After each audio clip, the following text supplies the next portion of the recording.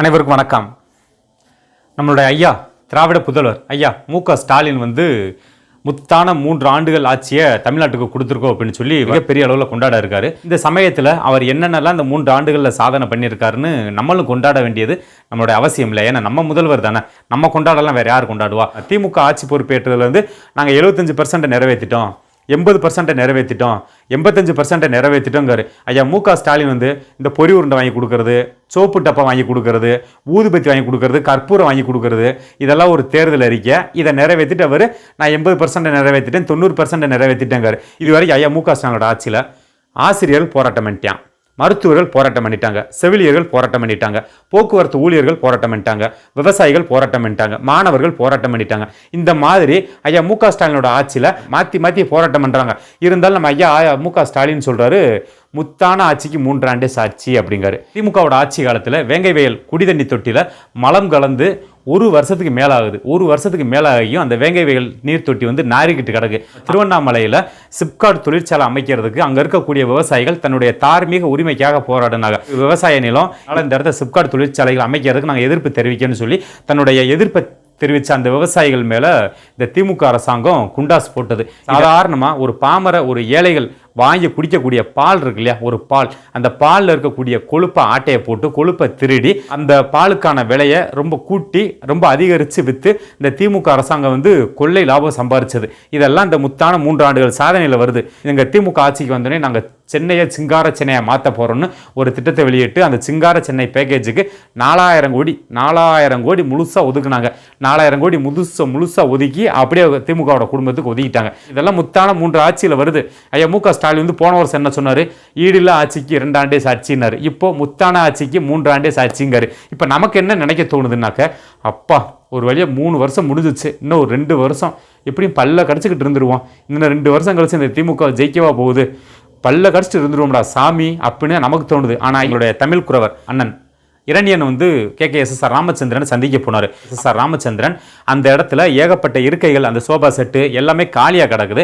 அப்படி இருந்தும் எங்கள் அண்ணன் இரணியனை நிற்க வச்சு, இவர் பெரிய ஜமீன்தார், பெரிய வழியே அப்படியே ராஜராஜ சோழ அரசந்திர சோழம் பரம்பரை பெரிய இவர் அப்படியே சோபா செட்டில் உட்காந்து கால் மேலே காலை தூக்கிட்டு உட்காந்து பலாப்பழம் மாதிரி பொழந்து அப்படியே என்னப்பா இரணியா அப்படின்னு தெனாவட்டா கேட்கறது.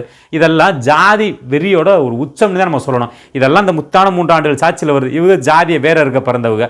அப்புறம் ஜாதியுடனே ஞாபகத்துக்கு வருது, இந்த கொஞ்ச நாளைக்கு முன்னாடி ஒரு பட்டியலின சிறுமி, தலித் சிறுமியை இந்த எம்எல்ஏவோட வீட்டில் வச்சு அந்த சிறுமியை என்னென்ன கொடுமை பண்ணணுமோ அத்தனை கொடுமை பண்ணாங்க. அதெல்லாம் இந்த முத்தான 3 ஆண்டுகள் ஆட்சியில் வருது. விருகம்பாக்கத்தில் நடந்த பொதுக்கூட்டத்தில் அங்கத்துக்கு பாதுகாப்பு காவல்துறை அதிகாரியாக வந்த ஒரு சில பெண் காவல்துறை அதிகாரிகளை அங்கிருந்த இந்த திமுகவோட ஒரு அந்த திமுகவோட ஒரு சில ஊப்பிக்கள் அந்த பெண் காவல்துறை அதிகாரியை பாலியல் ரீதியாக துன்புறுத்தி திமுக பேசுது, பெண்ணிய உரிமையை பேசும், பெண் அடிமைத்தனத்தை பேசும். திமுகவோட ஆட்சி காலத்தில் வாழ்றதே மிகப்பெரிய சவால். இந்த லட்சணத்தில் இந்த திமுக ஆட்சிக்கு கொஞ்ச நாள்லேயே சொத்து வரியை கூட்டுச்சு, வீட்டு வரியை கூட்டுச்சு, ரெண்டும் கூட்டி மொத்தமாக அந்த ஏழை மக்களோட தாலியை முழுசாக அறுத்துருச்சு. இதெல்லாம் ஒரு பக்கம் போக இந்த மின்சார கட்டணத்தை வந்தோடனே கூட்டிருச்சு. இதெல்லாம் ஒரு பக்கம் போக நான் திமுக ஆட்சி பொறுப்பு வந்த உடனே நான் மாதம் மின்சார கட்டணத்தை எடுப்பேன்னுச்சு. எங்கோ எடுக்குன்னு எனக்கு தெரியல. திமுக ஆட்சி வந்த உடனே இந்த ஏழை மக்கள் பயன்பெறும் வகையில் பெட்ரோல் மீதான விலையை 5 ரூபாயை நாங்கள் குறைப்போம், டீசல் மீதான விலையை 3 ரூபா நாங்கள் குறைப்போம், கேஸ் சிலிண்டருக்கு 100 ரூபாய் விலை குறைப்போம். இந்த மாதிரி ஏகப்பட்ட தேர்தல் வாக்குறுதிகளை ஐயா மு.க. ஸ்டாலின் அள்ளி வீசினார். ஆனால் ஐயா மு.க. ஸ்டாலின் இப்போ என்ன சொல்கிறாருன்னா, திமுக ஆட்சி பொறுப்பேற்றதுலேருந்து நாங்கள் 75% நிறைவேற்றிட்டோம், 80% நிறைவேற்றிட்டோம், 85% நிறைவேற்றிட்டோங்காரு. ஐயா மு.க. ஸ்டாலின் இந்த பொறி உருண்டை வாங்கி கொடுக்கறது, சோப்பு டப்பா வாங்கி கொடுக்கறது, ஊதுபத்தி வாங்கி கொடுக்கறது, கற்பூரம் வாங்கி கொடுக்கறது, இதெல்லாம் ஒரு தேர்தல் அறிக்கை. இதை நிறைவேற்றிட்டு அவர் நான் 80% நிறைவேற்றிட்டேன், 90% நிறைவேற்றிட்டேங்காரு.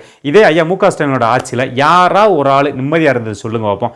இதுவரைக்கும் ஐயா மு.க. ஸ்டாலினோட ஆட்சியில் ஆசிரியர்கள் போராட்டம் பண்ணிட்டான், மருத்துவர்கள் போராட்டம் பண்ணிட்டாங்க, செவிலியர்கள் போராட்டம் பண்ணிட்டாங்க, போக்குவரத்து ஊழியர்கள் போராட்டம் பண்ணிட்டாங்க, விவசாயிகள் போராட்டம் பண்ணிட்டாங்க, மாணவர்கள் போராட்டம் பண்ணிட்டாங்க. இந்த மாதிரி ஐயா மு.க. ஸ்டாலினோட ஆட்சியில் மாற்றி அனைத்து துறையில் இருக்கிற எல்லா பேருமே மாற்றி போராட்டம் பண்ணுறாங்க. இருந்தாலும் நம்ம ஐயா மு.க. ஸ்டாலின் சொல்கிறாரு முத்தான ஆட்சிக்கு 3 ஆண்டே சாட்சி அப்படிங்காரு. பொதுவாக சொல்லுங்கள் ஐயா மு.க. உங்கள் நெஞ்சில் கையை வச்சு சொல்லுங்கள், இது வரைக்கும் உங்கள் ஆட்சியில் இப்போ 3 வருஷம் முடிஞ்சிருக்கு இல்லையா, 3 வருஷத்தில் ஏதாவது ஒரு துறையில் ஊழல் நடக்கலை அப்படின்னு சொல்லி ஏதாவது ஒரு துறையை சொல்லுங்க பார்ப்போம். ஒரு துறையை சொல்லுங்க பார்ப்போம். நீங்கள் ஆட்சி பொறுப்புக்கு வந்ததுலேருந்து நீங்கள் செயல்படக்கூடிய அனைத்து துறைகளிலுமே ஊழல். எந்த துறையிலையாவது எந்த அதிகாரியாவது லஞ்சம் வாங்கலன்னு சொல்ல முடியுமா? இல்லை உங்களுக்கு கீழே இருக்கக்கூடிய அமைச்சர்கள் லஞ்சம் வாங்கலன்னு சொல்ல முடியுமா? இல்லை உங்கள் எம்எல்ஏக்கள் லஞ்சம் வாங்கலன்னு சொல்ல முடியுமா? இல்லை உங்கள் கவுன்சிலர்கள் லஞ்சம் வாங்கலன்னு சொல்ல முடியுமா? இல்லை உங்கள் மாவட்ட செயலாளர் லஞ்சம் வாங்கலன்னு சொல்ல முடியுமா? இவ்வளோ ஏயா உங்கள் கிளை செயலாளர் லஞ்சம் வாங்கலன்னு சொல்ல முடியுமா? மாத்துக்கட்டில் ஒவ்வொருத்தரும் லஞ்சத்தை வாங்கிக்கிட்டு, ஒவ்வொருத்தரும் மாத்துக்கட்டில் ஊழல் பண்ணிக்கிட்டு, ஒவ்வொருத்தரும் மாத்துக்கட்டில் இந்த மாதிரி திருட்டுத்தனமெல்லாம் பண்ணிக்கிட்டு ஐயா மு.க. ஸ்டாலின் சொல்கிறாரு, முத்தான ஆட்சிக்கு 3 ஆண்டே சாட்சி. போன வருஷம் என்ன சொன்னார்?